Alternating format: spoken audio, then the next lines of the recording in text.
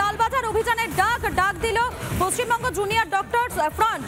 Mascot spin control ল্যাবের পরীক্ষায় এটি প্রমাণিত। কেয়াসেট আলোপেক্স পেন্টা অ্যাক্টিভ নতুন চুল গজাতে সাহায্য করে, চুল পড়া বন্ধ করে। Keya Seth Alopex penta active 10 hair fall প্রবলেমের একমাত্র সলিউশন। বিনীত গোয়েলের পদত্যাগের দাবি। কাল অভয়া ক্লিনিকের মাধ্যমে বিনামূল্যে পরিষেবা দেওয়ার সিদ্ধান্ত। সকাল 10টা থেকে দুপুর 2টো পর্যন্ত বিনামূল্যে পরিষেবা দেওয়ার সিদ্ধান্ত। আমাদের সঙ্গে রয়েছেন আমাদের প্রতিনিধি সুখেন্দু সরকার। সুখেন্দু, এই বিষয়ে বিস্তারিত জানাও। দেখো, মধুকল্পিতা ইতিমধ্যেই আন্দোলনকারী ছাত্রদের যে তরফ থেকে যে দাবিগুলো উঠেছে, সেই দাবিগুলো তারা যে দাবি তুলেছিল, যে 5 দফা দাবি, সেই 5 দফা দাবির একটিও পূরণ হয়নি বলে তারা বলছেন, এবং সেই জন্যই মূলত তারা পুলিশ কমিশনারের পদত্যাগ চাইছেন এবং একই সঙ্গে প্রয়োজনে তাকে তদন্তের আওতায় এনে আনা হোক, এমনটাই দাবি তুলেছেন কালকে আন্দোলনরত ছাত্ররা এবং পড়ুয়ারা। এবং একই সঙ্গে তারা বেশ কিছু কর্মসূচিও নিয়েছে। আগামী 2 তারিখ যেমন রয়েছে লালবাজার চলো অভিযান এবং জুনিয়র ডাক্তারদের, সেখানে কিন্তু সমাজের সর্বস্তরের মানুষকে তারা আহ্বান জানাচ্ছেন। পাশাপাশি 4 তারিখ অর্থাৎ 5 তারিখ যেহেতু সুপ্রিম কোর্টের শুনানি, তার আগের দিন 4 তারিখে রাত্রের দিকে, রাত্রে 9টা থেকে 10টা পর্যন্ত বাড়িতে আলো বা বন্ধ রেখে প্রদীপ অথবা মোমবাতি নিয়ে রাস্তায় বেরিয়ে মানববন্ধন করার কথা বলছেন। এবং পাশাপাশি সবচেয়ে বড় বিষয় যেটা হলো অভয়া ক্লিনিক। এই অভয়া ক্লিনিক 10 সেপ্টেম্বর লালবাজার অভিযানের ডাক দেওয়া হয়েছে এবং বিনীত গোয়েলের পদত্যাগের দাবিও সেই মিছিল থেকে তোলা হবে বলে জানা যাচ্ছে। ধন্যবাদ তোমাকে সুখেন্দু। এবং এই বিষয়ে হিমাদ্রি শেখর বেরা চিকিৎসক, তিনি কি বলছেন, তার কি বক্তব্য শোনাই। আগামীকাল থেকে WBJDF এর উদ্যোগে আমরা শুরু করছি দৈনিক টেলিমেডিসিন পরিষেবা অভয়া ক্লিনিক, প্রতিদিন সকাল 10টা থেকে দুপুর 2টো। এই বিবৃতির সাথে আমরা 4টি হোয়াটসঅ্যাপ নাম্বার দিচ্ছি, যাতে যোগাযোগ করে এই পরিষেবা পাওয়া যাবে। আগামী রবিবার সকাল 10টা থেকে 2টোয় আমরা বিভিন্ন মেডিকেল কলেজ সংলগ্ন এলাকায় কিছু স্বাস্থ্য শিবির অভয়া ক্লিনিক নামে আয়োজন করছি। আমাদের 5 দাবির মধ্যে একটি মুখ্য দাবি পুলিশ কমিশনারের পদত্যাগ এবং প্রয়োজনে তাকে তদন্তের আওতায় আনা। এই দাবিকে সামনে রেখে আগামী 2রা সেপ্টেম্বর সোমবার আমরা ওয়েস্ট বেঙ্গল জুনিয়র ডক্টরস ফ্রন্টের তরফ থেকে লালবাজার অভিযানের আহ্বান দিচ্ছি। সর্বস্তরের মানুষের কাছে আমরা আহ্বান করছি আমাদের এই অভিযানে যোগদান করতে। আগামী 4 তারিখ আপনারা বেরিয়ে আসুন বিচার পেতে আলোর পথে।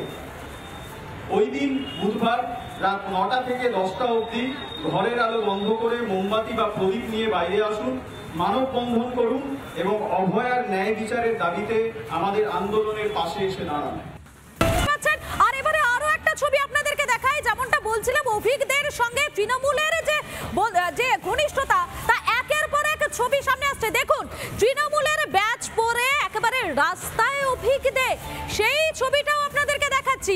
আর এই অভিজ্ঞদে সেদিন রাতে অর্থাৎ অভয়াকে যখন ধর্ষণ করে খুন করা হয়, তারপর অভয়ার দেহ যেখান থেকে উদ্ধার হয়েছিল, সেই জায়গাটাকে অপরাধ স্থল হিসেবে বলা হচ্ছে, সেই জায়গাতে হাজারো পুলিশের মাঝে এই অভিজ্ঞদে উপস্থিত ছিলেন। আর এই অভিজ্ঞদেকে কখনো স্বাস্থ্য প্রতিমন্ত্রীর সঙ্গে এক ফ্রেমে দেখা যাচ্ছে, কখনো সন্দীপ ঘোষের সঙ্গে এক ফ্রেমে দেখা যাচ্ছে, আবার কখনো একেবারে বুকে তৃণমূলের ব্যাচ পরে রাস্তায় অভিজ্ঞদে। দেখুন একবার সেই ছবি।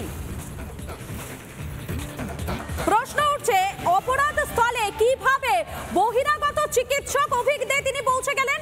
কেন এই প্রশ্নটা বারবার করে উঠে আসছে? তার কারণ সেই অপরাধ স্থলটাকে সব থেকে বেশি সুরক্ষিত রাখার কথা, যাতে প্রমাণ লোপাট না হয়, সেদিকে নজর দেওয়ার কথা ছিল কলকাতা পুলিশের। কিন্তু সেখানে এই অভিজ্ঞদের তার অবাধ যাতায়াত। দেখুন একবার এই অভিজ্ঞদে তৃণমূলের ব্যাচ পরে ফার্স্ট অ্যান্ড এক্সক্লুসিভ সেই ছবি আপনাদেরকে দেখাচ্ছি। এই অভিজ্ঞদেরকে অভয়া ধর্ষণ এবং খুনের পর যে সেমিনার হল, সেই সেমিনার হলে দেখা গিয়েছে পুলিশের মাঝে লাল জামা পরে এই অভিজ্ঞদেরকে দেখা গিয়েছে। দেখুন এবারে আপনাদেরকে দেখাচ্ছি যে ছবিটা কিছুক্ষণ আগে আপনাদেরকে বলছিলাম, তৃণমূলের সঙ্গে অভিজ্ঞদের যে ঘনিষ্ঠতা, যেটা বারবার বিভিন্ন ছবির মাধ্যমে সামনে এসেছে, তার আরো একটা উদাহরণ, যে ছবি আগেও দেখিয়েছি আপনাদেরকে।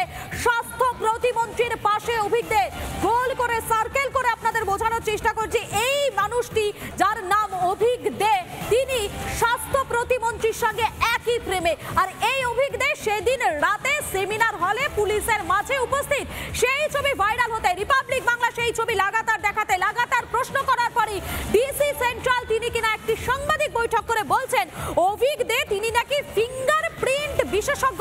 প্রশ্ন হলো, অভিজ্ঞদে ঠিক কবে থেকে তিনি ফিঙ্গারপ্রিন্ট বিশেষজ্ঞ হলেন? কলকাতা পুলিশের ছবিতে চিহ্নিত অভিজ্ঞদে কিভাবে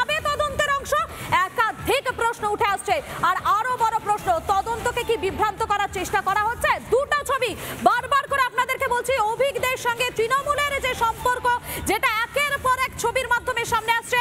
দেখুন এই মুহূর্তে দুটো ছবি দেখাচ্ছি। একদিকে তৃণমূলের ব্যাজ পরে রাস্তায় হাঁটছেন অভিক দে, সেখানকার একটি অংশ দেখাচ্ছে। অপরদিকে স্বাস্থ্য প্রতিমন্ত্রীর সঙ্গে একই ফ্রেমে অভিক দে।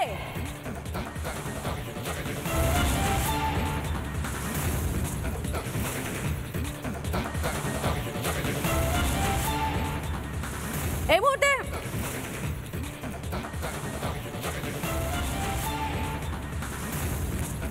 আমরা দেখেছিলাম আরজিকর হাসপাতালে যারা চিকিৎসকেরা তারা বারবার করে একটা অভিযোগ করে এসেছিলেন, প্রশাসনের গাফিলতি, প্রমাণ লোপাটের একটা আশঙ্কা তারা করে এসেছিলেন।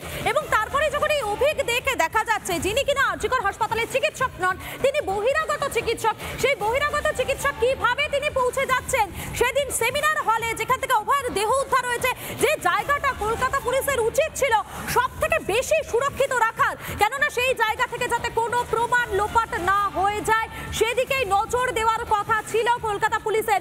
কিন্তু সেখানে দেখা যাচ্ছে বহিরাগত চিকিৎসক এই অভিক দে তিনি সেখানে পৌঁছে গিয়েছেন। আর সেই অভিক দের সঙ্গে তৃণমূলের যে যোগ, তৃণমূলের সঙ্গে তার যে সম্পর্ক, সেটা একাধিক ছবির মাধ্যমে সামনে আসছে। এই মুহূর্তে যে ছবি দেখাচ্ছি, দুটো ছবি আপনারা দেখতে পাচ্ছেন, দুটো ছবি দেখাচ্ছি আপনাদেরকে। সন্দীপ ঘোষের সঙ্গে একই ফ্রেমে অভিক দে তিনি, সেই ছবিটা অপরদিকে স্বাস্থ্য প্রতিমন্ত্রীর সঙ্গে অভিক দে।